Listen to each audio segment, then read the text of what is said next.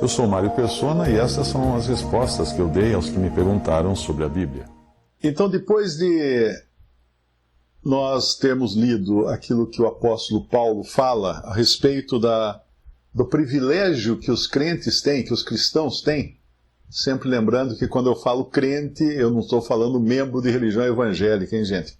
Eu estou falando aquele que crê em Jesus como seu Senhor e Salvador. Então, depois de falar desses privilégios que temos como crentes em Jesus, de responsabilidade também, né? Principalmente a responsabilidade que nós iremos julgar o mundo e julgar os anjos, agora ele vai falar de julgar a nós mesmos, julgarmos a nós mesmos. Então é muito fácil julgar o mundo e os anjos, né? Dizendo assim em termos, né, que é fácil. Porque a gente não fica exposto quando julgamos o mundo e julgamos os anjos. Mas ninguém gosta de se julgar a si mesmo. Tem até aquela expressão, né, que quando você aponta o dedo para alguém, você tem 3 dedos apontando para si mesmo e um dedão apontando para baixo. Então é muito importante a gente lembrar disso sempre que estiver tentando julgar alguém. Nós sabemos que a palavra de Deus, o Senhor Jesus, nos proíbe de julgar. Não julgueis para não seres julgados. Mas isso aí ele está falando de julgar pessoas, julgar pensamentos, julgar propósitos do coração, julgar a pessoa, o ser humano, porque esse juízo pertence a Deus. Mas em várias passagens nós vemos o Senhor falando de julgar doutrina, né? Quando ele fala, atentai, tenham cuidado com o fermento dos fariseus, e depois explica que ele estava falando da doutrina dos fariseus. Então eles tinham a responsabilidade, sim, de julgar a doutrina dos fariseus, o que os fariseus falavam e o que os fariseus faziam. Então somos, sim, convidados a julgar as palavras e obras das pessoas. Não a pessoa em si, mas suas palavras e suas ações. Porque se não pudéssemos julgar isso, não poderia haver nem juízes no mundo, né? Julgando o bandido, por exemplo. O bandido tem que ser julgado. Ah, não julgueis para não seres julgados. Tá bom. Quando entrar um bandido na sua casa, um ladrão, nem chame a polícia, então. Porque se ele for preso, ele vai ter que ser julgado. Então, isso aí é muito comum por influência de pastores, sabe? O pastor que fala isso lá no púlpito. Quando alguém contesta o que ele diz, ele fala, não julgueis para não seres julgados. Só que ele esquece que quando a igreja está reunida, lá em 1 Coríntios 14, no versículo 29, falem 2 ou 3 profetas. Que profetas são esses? Não são os profetas que trazem revelações, como os do Antigo Testamento, ou os profetas da igreja, que nos trouxeram o texto do Novo Testamento. Não é desses profetas que ele está falando aqui. Falem 2 ou 3 profetas e os outros julguem. Os profetas aqui são aqueles que proferem, aqueles que ministram. Ele poderia estar falando, falem 2 ou 3 ministros. Porque quando ele fala no versículo seguinte, 1 Coríntios 14, 30, mas se a outro que estiver assentado for revelada alguma coisa, cale-se o primeiro. Como assim revelado? Ele não está também profetizando como o primeiro? Não. O primeiro está falando da parte de Deus aquilo que já é conhecido. O outro, que recebe uma revelação, é algo que não é conhecido. Mas esses profetas, nesse status de receberem revelações inéditas, nós não temos mais. Eles serviram como pedras no alicerce da casa de Deus. Não é? Deus estabeleceu os profetas, os apóstolos e profetas, como fundamento, sendo Cristo a pedra angular. Efésios capítulo 2. Agora, os outros sobem as paredes com aquilo que eles deixaram. Porque no começo da igreja não havia... Você não podia entrar numa livraria e falar assim, eu quero um Novo Testamento.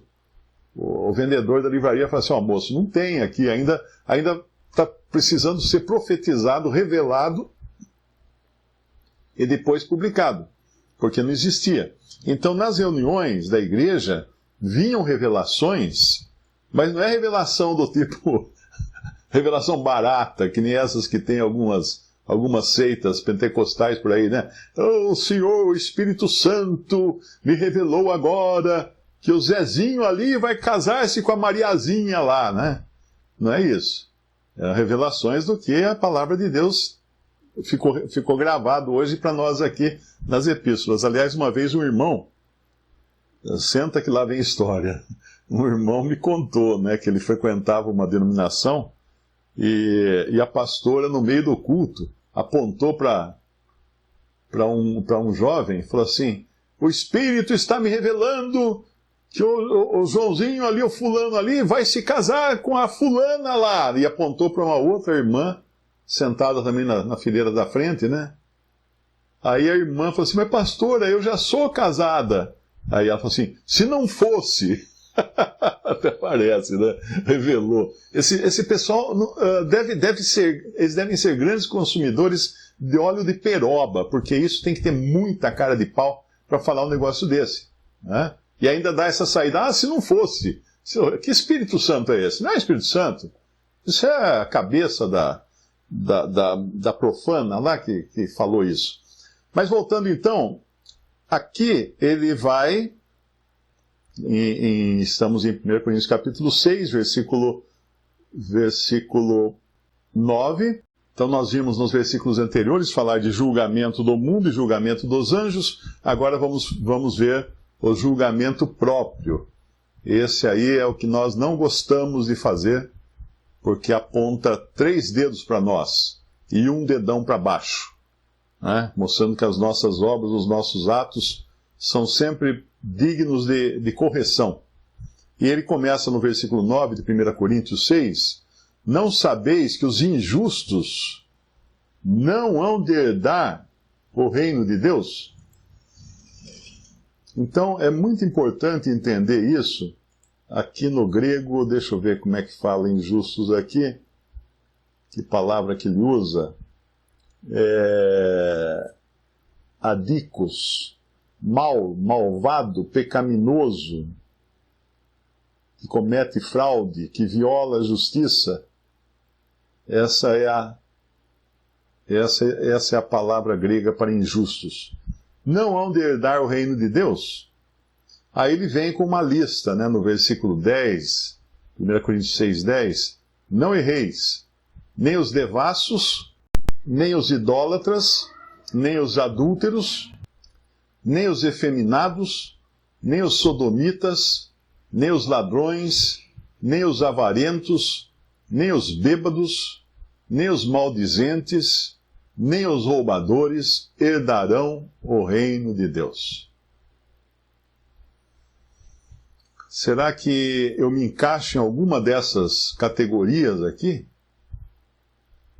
Certamente. Eventualmente, sim. Aqui é importante entender uma coisa, porque nós podemos ler essa lista aqui, e essa lista não é completa, né? A gente sempre tem... Porque se o apóstolo fosse falar todos os pecados que existem na face da terra, a Bíblia ficaria muito grossa, né? Você não tem aqui, por exemplo,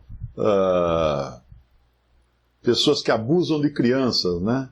Pedófilos. Você não tem pedófilos. Você não tem aqui as prostitutas, né? Talvez pudesse encaixar nos devassos, mas não tem aqui especificamente as prostitutas. Você não tem aqui os corruptos. Então não é uma lista completa, ela só dá um perfil de uma pessoa má que não cabe ao reino de Deus. Porém, todos nós estamos sujeitos a cair em qualquer um desses pecados. Então é importante entender isso também lá em Apocalipse, capítulo 22, ele fala no versículo 15, ficarão de fora os cães, os feiticeiros, os que se prostituem, os homicidas, os idólatras, e qualquer que ama e comete a mentira. Então aqui ele falou de mais algumas qualidades, né, ao contrário, de pessoas que não são aptas para habitar na presença do Senhor. Os cães, esses cães aqui, olha, não vai a pessoa falar assim, eu não posso levar meu pet. Não, o seu pet você não vai levar mesmo, porque não tem cachorro no céu, né? Nós não vamos levar nenhum animal, nem o pet, nem as pulgas do pet, nem a sarna do pet, nada do pet. Animal nenhum. É para seres humanos a salvação. No milênio na Terra, nos 1000 anos do reino de Cristo na Terra, dos quais nós não vamos participar, porque estaremos sobre a terra com o Senhor, reinando com Ele, mas na terra, aí sim, vai ter cachorro, boi, vaca, pernilongo. Acho que o pernilongo não vai incomodar tanto, né? Talvez menos do que incomoda aqui. Mas vai ser uma terra renovada, reformada, melhorada, com uma vida muito melhor do que existe hoje. Sem crimes, sem doenças, sem uma série de coisas. Ainda que tenham doenças, haverá cura para essas doenças, porque fala de uma árvore que é para a cura das nações. As suas folhas são para a cura das nações. Mas essa lista aqui também, de Apocalipse 22, né, aqui acrescenta os feiticeiros, que não tem na outra, os que se prostituem, que não tem na outra, os homicidas, eu não lembro, idólatras também não lembro, se estava na outra lista lá. Não tinha idólatras, não tinha homicidas, tá vendo? Então essas listas não são completas. Agora, muita gente me escreve desesperada, porque fala assim, mas eu cometo algum desses pecados. O idólatra tem aqui, em 1 Coríntios 6,10, né? Nem os idólatras. Eu cometo algum desses pecados, então não vou para o céu? Existe uma diferença entre você cometer e você ser isso aqui. Não erreis, nem os devassos, os que são devassos, os que são idólatras, os que são adúlteros, os que são efeminados, os que são sodomitas, os que são ladrões, os que são avarentos, os que são bêbados, os que são maldizentes, os que são roubadores herdarão o reino de Deus. O que é isso? Essas pessoas têm o registro na carteira, já que eles são isso daí. Essas pessoas são essas coisas, então essas realmente não têm lugar. Agora, eu estou eu estou no trânsito, o cara me fecha, aí começa aquela discussão, eu desço do carro, já estava esquentado porque o cachorro me mordeu, eu saio para fora, ele quer me agredir, eu dou um soco no meio da cara dele e bum, cai no chão. E a polícia me prende. Aí alguém filmou, que hoje todo mundo filma tudo, ninguém ajuda, né? Você cai na rua, você desmaia na rua, tá todo mundo lá, filmando você desmaiado. Ninguém vai ajudar o cara. O que é isso, né? Porque ganha dinheiro no YouTube publicando o vídeo do cara desmaiado. Então eu dou soco no nariz do outro, pá! Aí no dia seguinte está no jornal, né? Não que eu seja famoso, o jornal lá de Xiririm do Norte. Mário Persona nocauteou motorista na rua. Bom, a partir desse soco, com toda a propaganda que eu tenho, eu já posso então me candidatar a um campeonato, a próxima luta, né, o próximo páreo de pesos pesados. Porque peso leve eu já passei há muito tempo. Então eu posso me candidatar a uma luta de pesos pesados. Não posso? Não. Não, porque eu não sou pugilista. Se aqui estivesse escrito assim, nem os pugilistas, eu não podia me incluir. Aquilo foi um momento de raiva, um momento de descontrole, mas eu não sou aquilo. Eu agi como se fosse, mas eu não sou. Dá para entender a diferença? Então, todos nós, enquanto estamos na carne, nós pecamos nessas coisas aqui. Às vezes nós somos devassos, ou impuros, que a outra versão fala, Às vezes nós somos idólatras. Ah, não, isso não, meu irmão. Isso aí não, nunca sou idólatra. Ah, não. Não mesmo. Aquele seu carro, assim, que você fica pulindo ele e fala assim, ah, esse carro aqui é a minha vida. Isso é idolatria. A sua esposa, seus filhos, seu trabalho, que você coloca em primeiro lugar na sua vida, isso é idolatria. Então praticamos idolatria também, até pelo menos o carro ficar velho e a gente querer idolatrar outro carro. Mas os adúlteros, eu posso não cometer o adultério, o ato sexual do adultério, mas eu entro na questão de desejar a mulher do próximo, não é? De desejar, de cobiçar. Lembre-se que na lei falava assim, não cobiçarás a mulher do próximo, o boi do próximo, a casa do próximo, o jumento do próximo, o computador do próximo, não cobiçarás, é cobiçar, desejar. E o Senhor Jesus falou que aquele que cobiçou a mulher, no seu coração já adulterou com ela. Ninguém aqui nunca cobiçou? Muito difícil, é pecado. É pecado. Mas dá mais medo da pessoa que fala assim, não, eu nunca... do que aquele que fala assim, realmente, eu sou uma tranqueira de pessoa, de vez em quando eu estou mal e tal. Então, muito importante entender isso aqui, que não é uma lista de impedimentos para o crente não ter a salvação, ou perder a salvação, se cometer um desses pecados. Se cometer um desses pecados, tem que confessar. Confessa o seu pecado. O Senhor está sempre pronto a perdoar pecados. Se dissermos que não temos pecados, na 1 João, capítulo 1, no versículo 8, fala assim, se dissermos que não temos pecado, enganamo-nos a nós mesmos, e não há verdade em nós. Se confessarmos os nossos pecados, Ele é fiel e justo para nos perdoar os pecados e nos purificar de toda injustiça. Aqui, quando ele fala, se dissermos que não temos pecado, é muito importante que ele não está falando do pecado original, mas dos frutos do pecado original, dos frutos da carne. Se confessarmos os nossos pecados, Ele é fiel e justo para nos perdoar os pecados e nos purificar de toda injustiça. Se dissermos que não pecamos, olha aqui, lendo esse outro versículo, dá para entender melhor o que ele quis dizer quando se dissermos que não temos pecado. É bem nesse sentido. Se dissermos que não pecamos, ou seja, não praticamos o pecado, fazemo-lo mentiroso e a sua palavra não está em nós. Aí você peca duas vezes, né? Porque além de pecar, você não admitiu que pecou, você está chamando o Senhor de mentiroso. Voltamos lá para 1 Coríntios capítulo 6, e o que encontramos, aí vem a descrição de cada um desses pecados, né? Nem os idólatras, que eu já falei, nem os adúlteros. O adultério é você dormir com a mulher do próximo, né? Adultério é sexo entre dois casados. Fornicação é sexo entre pessoas que não são casadas. Aqui fala efeminados. O que é um efeminado? Aqui existe algumas...